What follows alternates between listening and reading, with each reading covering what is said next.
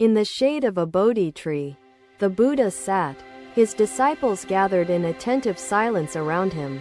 Jaya, a weary farmer, approached the Buddha, bowing deeply, his face marked with lines of struggle and strain. "Blessed One," Jaya began, his voice trembling, "I am lost in the weight of my unkept promises and weary heart." The Buddha looked at him with profound compassion, his gaze like still water reflecting the moon's serene glow. "Jaya," the Buddha said, his voice calm, "tell me of these promises that burden your mind and steal your peace." Jaya lowered his head, his hands trembling. "I promised my wife a new house, my children education, my neighbors my labor. Each sunrise," Jaya continued, "I chase these commitments, yet they slip from my grasp like sand through fingers." The Buddha nodded, listening deeply, his disciples watching as Jaya poured out his troubles with growing urgency. As the lotus rises above mud, compassion transcends suffering's grip. The disciples nodded, their hearts stirring with recognition of the universal truth within the Buddha's simple yet profound metaphor. "This bird," the Buddha began, perched atop a great banyan tree, its feathers shimmering like sunlight on flowing water. Animals came from far and wide, each asking for a feather, a token of the bird's magnificent beauty. Kind-hearted and trusting, the bird gave freely, each feather a gift, until none remained for its own flight. Grounded and exposed, the bird became prey to hunger, to storms, to the dangers it could once escape with ease. "Is this fulfillment?" Ananda responded, "No, Master. Its fulfillment lies in its connection to the ecosystem, offering its essence to water, bees, and air. Your intent to give," the Buddha explained, "must align with your capacity, rooted in awareness of your true self. When we act without mindfulness," the Buddha continued, "we overcommit, promising beyond our ability, and suffer the weight of failure. It exists to serve and thrive through shared existence." The stillness of the pond mirrored the quiet yet transformative atmosphere surrounding the disciples as they absorbed the Buddha's wisdom. "Observe the mountains, Jaya," the Buddha said. "Their great height reached through steady growth, not rushed or reckless ambition. Each stone supports the next," the Buddha explained, each layer firm before building upon it, thus creating stability and strength. A question lingered in the air, though unspoken, until Mahakashyapa voiced it softly. "Master, can compassion truly transcend anger and fear?" The Buddha's gaze softened. "Anger and fear are like mud and weeds. Compassion rises above them, neither consuming nor fighting them." Suddenly a young monk with puzzled expression inquired, "Master, how may one liberate attachments gathered through years of emotional weight?" Buddha calmly regarded him, reflecting timeless compassion before responding directly. "Embrace the present where freedom awaits reflection guiding beyond time's personal imprints." Gathering all attention, disciples refined clarity, cultivating humility, aligning mindful awareness before offering gratitude. Jaya bowed low, gratitude and peace replacing the turmoil in his heart. "Blessed One, your words are like rain on parched earth." The disciples, silent witnesses to this exchange, saw in Jaya's transformation a reflection of their own struggles and hopes. The Buddha turned his gaze to them, his voice carrying like a gentle breeze. "The lesson is for all, not just Jaya. Remember the bird, the mountains, the river," the Buddha said, "symbols of balance, resilience, and wisdom for our lives. As you walk the path of the Dharma," the Buddha concluded, "seek neither to hoard nor to scatter, but to harmonize." The sun began its descent, casting golden light across the gathering as silence settled, each heart filled with contemplation. Like the lotus, it requires presence to be understood and cherished. The disciples fell into silent meditation, the pond becoming their companion in reflection, its ripples mirroring the depths of their minds. The Buddha sat, serene and still, his presence a beacon guiding all who sought clarity, balance, and the middle way. Another day, another visitor came to the forest of Jetavana, where the Buddha sat among his disciples in quiet reflection. Samudra, a prosperous merchant, approached the Buddha, his arms full of scrolls and the air around him heavy with urgency. "Master," Samudra began, bowing, "my ventures multiply, my fame grows, yet my spirit falters and my body feels the weight. True compassion does not seek reward," he added, "nor does it demand recognition. It acts simply because existence calls for connection." "I chase every opportunity," Samudra said, "making agreements left and right, thinking each one will bring me greater success. But now," he continued, "I am tangled in commitments, and my mind restless, my nights sleepless, my days chaotic." The Buddha listened with deep patience, his disciples murmuring softly, their interest piqued by Samudra's tale of ambition's toll. "Samudra," the Buddha said after a pause, "your pursuits are like a fisherman casting many nets, yet catching but a few. Let me share a story with you," the Buddha began, his voice carrying wisdom like a gentle breeze through trees. "There was once a weaver," the Buddha said, "who possessed a single thread of gold, radiant and strong in its splendor. Seeking admiration," the Buddha continued, "the weaver divided the thread among 100 garments to display his craftsmanship, but stretched too thin," the Buddha explained. The thread broke, unraveling the garments and leaving the weaver empty-handed. The disciples nodded in understanding, their minds reflecting on the metaphor as the Buddha turned his gaze to Samudra. "Samudra," the Buddha said, "when your efforts scatter, they lose strength, like the thread weakened by excessive division. True success," the Buddha explained, "comes from focus and integrity, dedicating your full attention to what truly matters." Samudra hesitated, his voice trembling with doubt. "But, Master, what if opportunities pass me by while I pursue just one?" The Buddha smiled gently.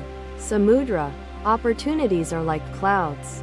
They come and go, but the sky remains eternal and vast. Chasing every cloud," the Buddha continued, "leaves you weary, while tending to your inner sky brings lasting peace and clarity." "But how?" Samudra asked.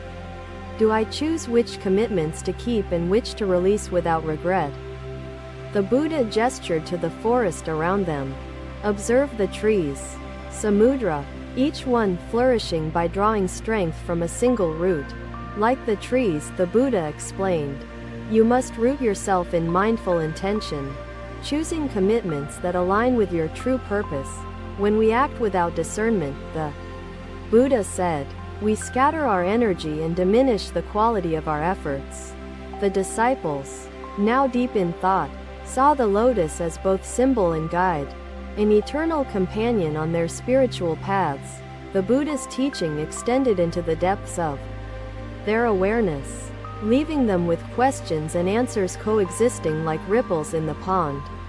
Just as the river flows steadily, the Buddha continued, nourishing the land without overwhelming it, so must your actions find balance. Let your commitments, the Buddha said, be like the river, flowing purposefully, guided by your inner strength and clarity. The disciples felt his words take root, their individual struggles slowly dissolving. Unified by the shared pursuit of compassion's endless potential, stillness returned. Sacred and profound, both from the Buddha and the pond, their teachings intertwined forever in the disciples' hearts. The lesson is for all, the Buddha said, addressing his gathered disciples, to choose wisely, to focus, and to nurture balance. Remember the golden thread, the Buddha concluded, woven with care into a single garment, strong and radiant in its purpose. The sun sank lower, casting warm light through the forest as silence settled over the group. Each heart touched by wisdom, Samudra departed, his burdens lighter, his steps steady, carrying the Buddha's teachings as a guiding star for his journey. The disciples remained with the Buddha, their minds and spirits uplifted, their paths illuminated by his presence and timeless truths. The Buddha sat serene and still, his teachings a gentle current flowing into the hearts of those who sought peace. Another day, another seeker arrived at the tranquil lake, where the Buddha sat. His disciples gathered in serene contemplation. Megha, a young woman, knelt before the Buddha, her face weary yet resolute, her heart burdened by unfulfilled expectations. Master, Megha began, her voice trembling, my life feels like an endless wave crashing upon me, leaving no moment of peace. The Buddha gazed at her with deep compassion, his presence calming as the gentle ripples of the lake before them. Tell me, Megha, the Buddha said, his voice steady, what troubles your mind and what brings you here seeking guidance? Megha lowered her head, her words spilling like water from a broken vessel, heavy with emotion and strained by struggle. My family depends on me, Megha explained. My work demands much. My community seeks my help. Yet I fail to balance. I feel torn apart, Megha continued, unable to meet anyone's needs fully, including my own, and I do not know how. The Buddha listened intently, his disciples watching with quiet reverence as Megha's turmoil unfolded before their gathered hearts. Megha, the Buddha said softly, your struggles are like a lotus caught in rushing currents, unable to rise above the water's chaos. Let me share a story with you, the Buddha began, his voice as gentle as the breeze stirring the lake's surface. There was once a lotus, the Buddha said, whose seeds lay deep in the mud, yearning to bloom beneath the sun. With patience, the Buddha continued. Its roots found stability, its stem stretched upward, its blossom untouched by the water's movement. The currents swirled below, the Buddha explained. Yet the lotus thrived, offering beauty and fragrance to the world in perfect balance. Megha's eyes filled with wonder, the disciples murmuring softly, their minds reflecting on the wisdom contained in the lotus's tail. Megha, the Buddha said, you, too, must cultivate equanimity, rooted in presence and mindful detachment from the swirling demands around you.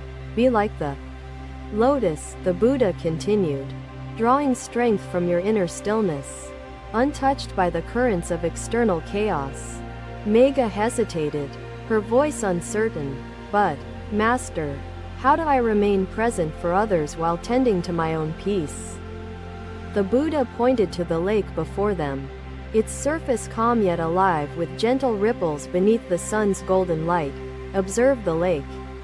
Megha, the Buddha said, its waters serve the land without losing their tranquility, its depths steady beneath the surface. The lake teaches us balance, the Buddha explained, to give while remaining whole, to act without attachment, to flow with purpose. But what if others need more than I can give? Megha asked, her voice heavy with guilt, her eyes searching for answers. The Buddha's gaze softened, his voice carrying compassion. Megha, to serve others well, you must nurture the wellspring within yourself. True giving, the Buddha said, flows from abundance, not depletion, from harmony, not sacrifice beyond one's means or intentions. Just as the sun, the Buddha continued, offers light without diminishing, so must your actions align with your strength and capacity. Megha lowered her head, her heart stirred by the wisdom shared, like seeds planted in fertile soil awaiting their bloom. But, Master, Megha asked, how do I release the guilt of not meeting every expectation placed upon me by others? The Buddha gestured to the trees surrounding the lake, their branches reaching skyward, their roots deep and steady in the earth. Observe the trees, the Buddha said. Each one stands firm, offering shade and fruit, yet each chooses where its energy flows. Like the trees, the Buddha explained, your commitments must align with your purpose, guided by mindful intention and inner clarity.